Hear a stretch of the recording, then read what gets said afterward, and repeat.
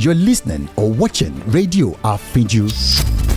The time is 3 p.m. Ẹ bá mi pè o. Àfínjú. Kí lorúkọ rẹ̀? Àfínjú. Rédíò. Àfínjú. Gbogbo èèyàn ló ń gbọ́ Àfínjú. Gbogbo èèyàn ló ń wo Àfínjú. Lórí WhatsApp. Àfínjú. Instagram. Àfínjú. Facebook. Àfínjú. Lórí X. Àfínjú. Lórí YouTube. Àfínjú. Lórí TikTok. Àfínjú. Kí lorúkọ rẹ̀? Àfínjú. Ẹ bá mi pè o. Àfínjú. Rédíò. Àfínjú. Gbogbo èèyàn ló ń gbọ́ Àfínjú. Gbogbo èèyàn ló ń wo Àfínjú. Gbogbo èèyàn ló ń gbọ́ Àfínjú. Gbogbo èèyàn ló ń wo Àfínjú. Rédíò Àfínjú. Rédíò Àfínjú. Rédíò Àfínjú. Stay informed with news on Radio Afinju.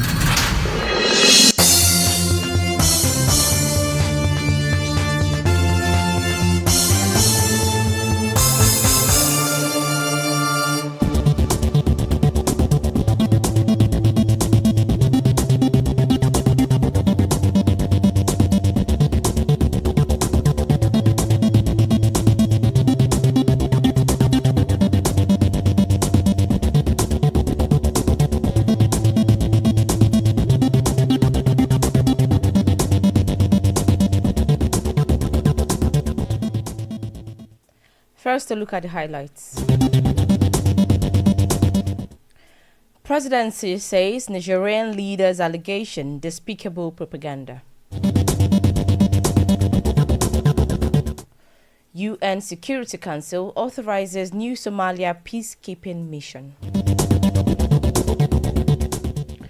Trump urges US Supreme Court to delay TikTok ban. Compliments of the season and welcome to the World News on Radio Afinju. My name is Pearl Durotoye. The news in detail.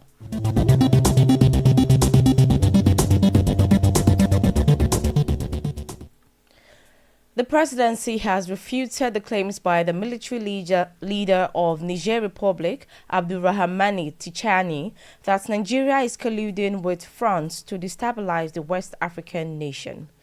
Tichani had, in an interview, alleged that France is negotiating with terrorists in Nigeria to destabilize his country. Tichani, who spoke in Hausa, claimed that France made a substantial payment to President Bola Tinubu to establish a military base in Nigeria. However, in a video posted on his X page, the special advisor to the president on policy communication, Daniel Bwala, said the military leader's claims are baseless and despicable. A despicable propaganda by the military head of state of the Niger Republic against the government of Nigeria and against the president of the Federal Republic. And this is what you often see with military interregnum. The honeymoon is over. He has not been able to address economic situation in his country. Everything is turning against him, and in the desperate gasp for breath, he decided to resort to cheap false lies and propaganda against Nigeria.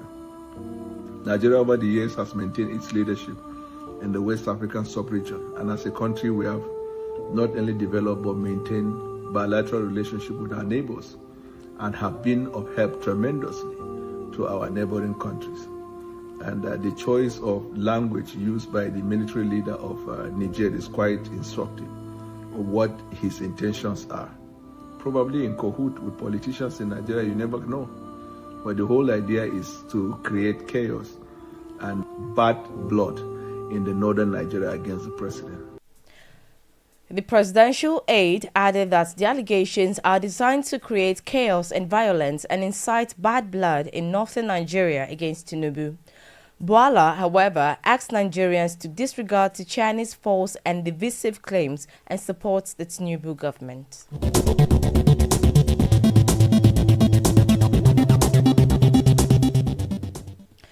The Transmission Company of Nigeria has notified residents of the Federal Capital Territory about impending blackouts in some areas.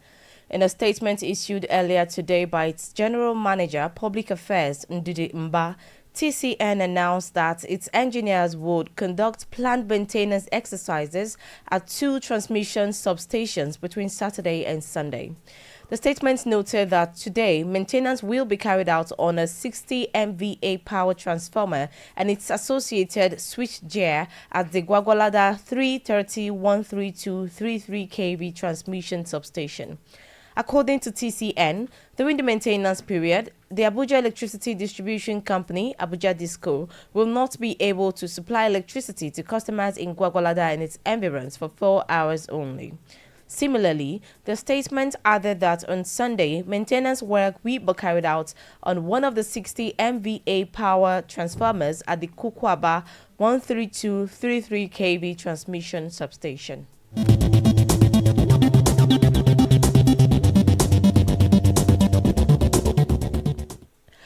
The Federal Capital Territory Police Command has stated that it is not aware of nor investigating the alleged disappearance of 180 million naira from the account of a non-governmental organization owned by social media commentator Martins Otse, popularly known as Very Dark Man. In an Instagram video shared on Friday, Otse claimed that 180 million had been transferred from the NGO's account to an unknown account, leaving only 20 million.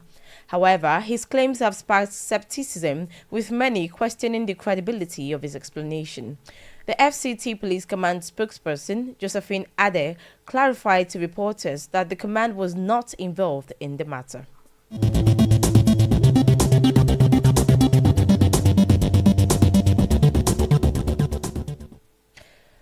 The Lagos State Emergency Management Agency, LASEMA, said it had rescued occupants from a fire that gutted the 11th floor of the ultimate apartment in Ikoyi. The agency's permanent secretary, Olufemi Oke Osanyi Tolu, made this known in a statement. He said while the response teams were preventing the fire from spreading to other apartments within the building, the occupants were also enlightened on the dangers of smoke during fire incidents. No casualties or injuries were recorded at the incident scene. The fire had been completely extinguished and damping down completed.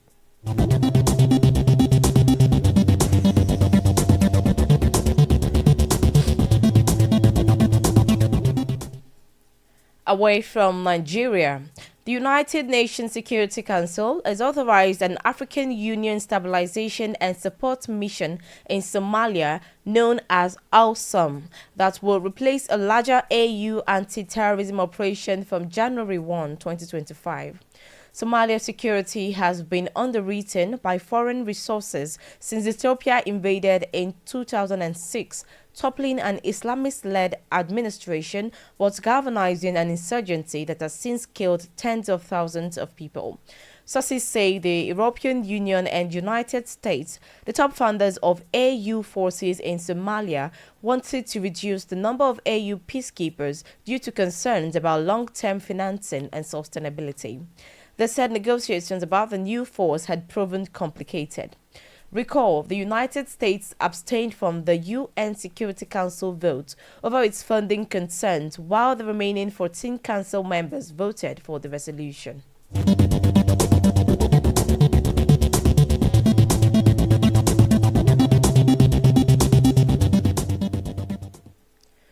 In Asia, the body of Manmohan Singh, the former Indian Prime Minister, whose death has sparked outpourings of grief at home and accolades from abroad, was cremated on the banks of the Yamuna River in New Delhi with full state honors. The funeral was conducted in the Sikh tradition as priests chanted hymns after Singh's body, draped in the Indian flag, was carried through the capital on a flower-decked carriage pulled by a ceremonial army truck. The flag was removed and the body covered with a saffron cloth before it was placed on the pyre. His successor, Narendra Modi, who called Singh one of the nation's most his successor, Narendra Modi, who called Singh one of the nation's most distinguished leaders after his death, attended the funeral along with President Draupadi Murmu and representatives of various countries. Modi's government has decided to allocate land for Singh's memorial. Singh, considered the architect of India's economic liberalization, had criticized Modi's economic policies such as demonetization and introducing a goods and services tax.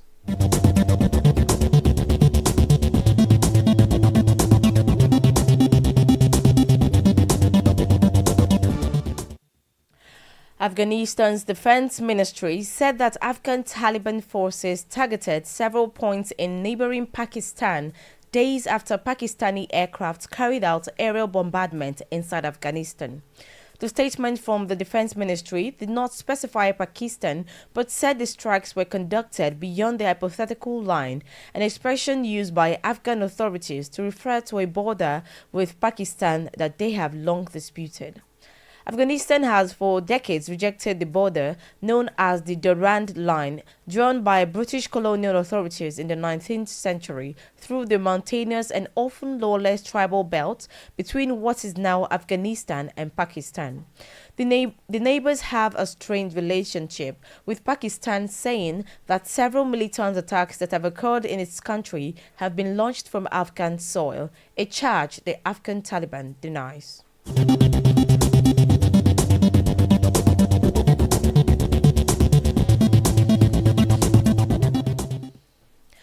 In the United Kingdom, disruption is continuing at several UK airports, including Gatwick, due to heavy fog. Dozens of flights at Heathrow and Gatwick have been cancelled or delayed after multiple flights were affected on Friday. The UK's main air traffic control provider, NATS, said temporary air restrictions would remain for places with low visibility. Forecasters said the fog would persist across much of England and Wales and was likely to linger, especially across southern areas, but conditions could improve later.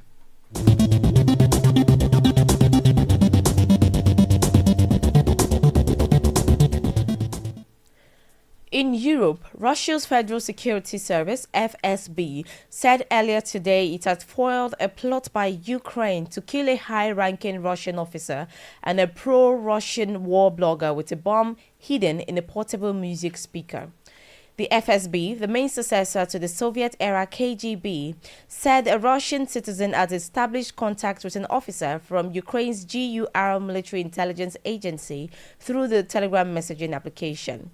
It said on the instructions of the Ukraine intelligence officer, the Russian citizen had then retrieved the bomb from a hiding place in Moscow. The FSB did not name the officer or the blogger who was the target of the plot. Ukraine says Russia's war against it poses an existential threat to the Ukrainian state and has made clear it regards targeted killings intended to weaken morale and punish those Kyiv regards guilty of war crimes as legitimate.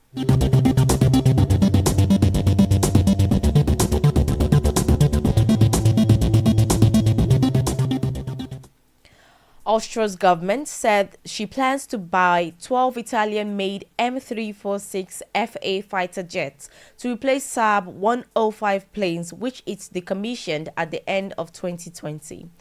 Citing military sources, a letter of intent was due to be signed with the Italian Defense Ministry for the planes made by Italy's Leonardo. Confirming the planned purchase of the aircraft, the Austrian Defense Ministry said the contract is currently being negotiated with the Italian government. Austrian Chancellor Karl Nehammer said the deal showed the strength of cooperation between Italy and Austria.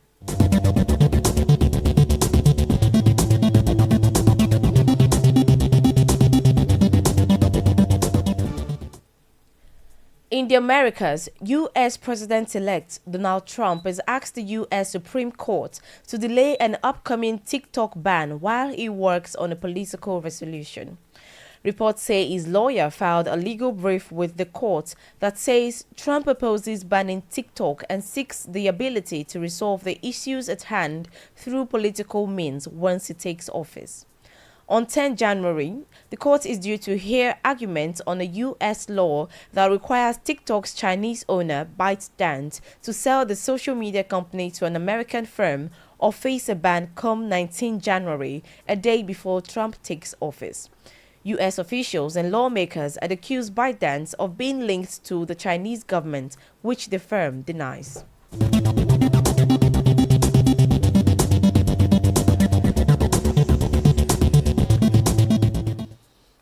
In the Middle East, the Ministry of Health in the Gaza territory says Israeli forces arrested a hospital director and dozens of staff after raiding the last major functioning health facility in northern Gaza. The World Health Organization said the raid on Kamal Adwan, which has come under Israeli assault for months, puts the facility out of service, warning that some patients, including those on ventilators, remained inside. The whereabouts of Kamal Adwan's director, Abu Safiya, and other staff are unclear, but eyewitnesses told reporters that Safiya was assaulted before being detained. Safiya said in a post on social media that Israeli forces were besieging the facility and issuing orders for its evacuation. Multiple nurses have said staff and patients were then ordered to leave the hospital and gather outside.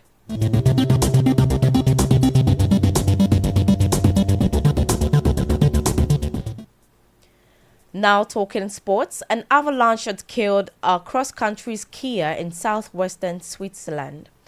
The Wallis Regional Police said the avalanche occurred at around 1:30 p.m. on Friday as two skiers made their way along the Shelong Glacier near Arola. Rescue workers were dispatched by helicopter and quickly located the victim under the snow. The avalanche risk in the area is currently at level 3, considerable on a scale of 1 to 5, according to Switzerland Institute for Snow and Avalanche Research. It was the second avalanche fatality of the winter in Switzerland, following the death on Monday of Sophie Hediger, 26, a member of the national snowboard cross team.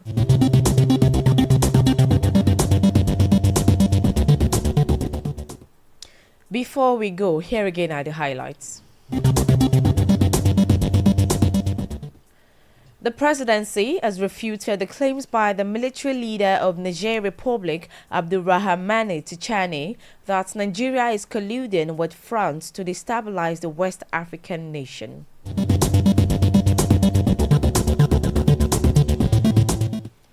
Elsewhere, the United Nations Security Council has authorized an African Union Stabilization and Support Mission in Somalia known as AWESOME that will replace a larger AU anti-terrorism operation from January 1, 2025.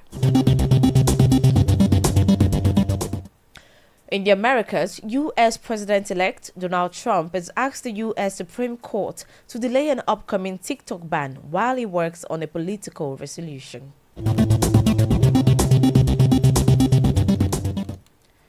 That was the world news on Radio Afinju. To view our channel, please follow us on Facebook, X, and YouTube at Radio Afinju. My name is Pearl Durotoye. Thanks for listening. Good afternoon.